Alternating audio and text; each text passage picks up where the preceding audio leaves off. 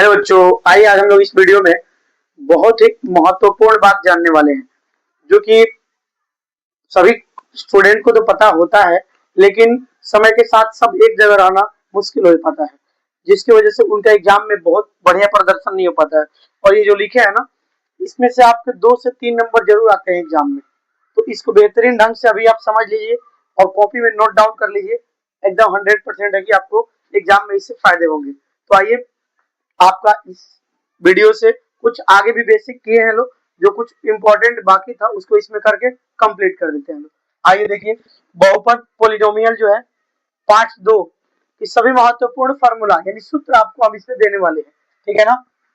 जैसे पहले लिखा गया है, एक घातीय या रैखिक बहुपद। एक घातीय या रैखिक बहुपद क्या होता है? वैसा बहुपद जिसमें चर पद का अधिकतम घात कितना होता है? एक होता है, उसे एक घातीय बहुपद कहते हैं।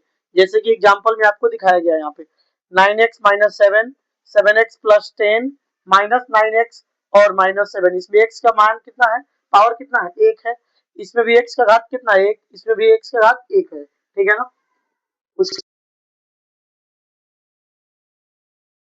एक तो शून्यकों की संख्या कितनी होती है? तो 1। उसके बाद आपका इसका व्यापक रूप, ये भी बहुत महत्वपूर्ण है। ax प्लस बी, जहां a नॉट इक्वल टू 0 होता है। ये एक घातीय बहुपद के क्या है? व्यापक रूप है। ठीक है ना। बहुत बच्चे इसमें फंस जाते हैं कि रैखिक बहुपद क्या होता है। तो रैखिक बहुपद और एक घातीय बहुपद एक ही बात होता है। इसमें घात 1, शून्यकों की संख्या 1 और उसका व्यापक रूप आपको ये दिखा दिया गया है। ये बहुत ही इंपॉर्टेंट बात है, इसको आप बेहतरीन ढंग से सुनिए और कॉपी में लिख लीजिए इसको। उसके बाद देखिए द्विघात बहुपद। द्विघात बहुपद क्या हुआ? वैसा बहुपद जिस जैसे कि आपको दिया गया है यहाँ पे 3x², यहाँ पे x का पावर अधिकतम कितना है? 2 है। इसमें x का पावर 1 है, इसमें x का पावर 0 है, यानी अधिकतम घात कितना है? तो 2 है। तो इसलिए क्या हुआ? द्विघातीय बहुपद हुआ। उसके बाद आप यहाँ पर भी ये द्विघातीय बहुपद का एग्जाम्पल है, यहाँ पर भी द्विघातीय बहुपद का एग्जाम्पल है। ठीक है ना। अब देखिए इसमें क्या क्या कुछ इंपॉर्टेंट बात होता है, उसको हम लोग अलग अलग करके आपको लिख कर दिए हैं। द्विघातीय बहुपद में घात कितने होते हैं? तो 2।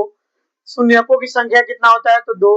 इसका घात जितना होगा शून्यकों की संख्या उतना ही होगा। जैसे इसका घात 1 था तो शून्यकों की संख्या भी कितना था? 1 था। घात 1, शून्यकों की संख्या 1। इसमें घात 2, घात 2 तो शून्यकों की संख्या कितना? 2। कौन कौन होता है शून्यक? अल्फा और बीटा। ठीक है ना। इसका व्यापक रूप कैसे होता है? ax² plus bx plus c, जहां a नॉट इक्वल टू 0 होता है। ठीक है ना। देखिए इसमें कुछ इंपॉर्टेंट बात भी आपको इसमें पता होना चाहिए और ये एग्जाम में डायरेक्ट आ जाता है। शून्यकों का, द्विघात बहुपद के लिए शून्यकों का योगफल अल्फा प्लस बीटा बराबर क्या होता है? माइनस बी बाई ए। इसमें का ये आपका क्या हो जाएगा? ये वाला बी और ये वाला इसमें माइनस लग जाएगा और ये ए हो जाएगा नीचे। ठीक है ना। ये शून्यकों का योगफल अल्फा प्लस बीटा बराबर कितना होगा? माइनस बी बाई ए।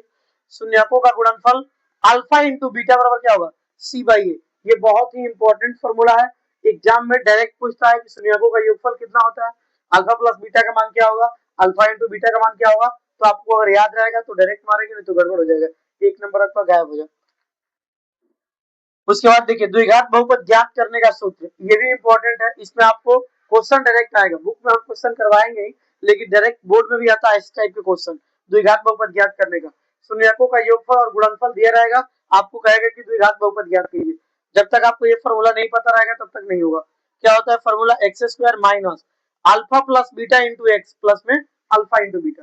ठीक है ना। ये महत्वपूर्ण फॉर्मूला है, इसको याद करना और लिख लीजिए। याद करेंगे तो बेहतरीन रहेगा आपके लिए। त्रिघात बहुपद। त्रिघात बहुपद वैसा बहुपद जिसमें चर पदों का अधिकतम घात कितना होता है? 3 होता है, उसे त्रिघातीय बहुपद कहते हैं। जैसे कि एग्जांपल आपको दिया गया है 3x³ plus 10x² minus 7x minus 1। ठीक है ना। उसके बाद 2x³, इसमें x का घात अधिकतम कितना है? 3 है।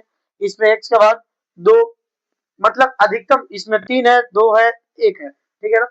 अधिक से अधिक कितना घात है? तो 3, तो वो त्रिघातीय बहुपद कहलाएगा। ठीक है ना। इसमें भी कुछ इंपॉर्टेंट बात बताएंगे आपको। घात कितना होता है? 3।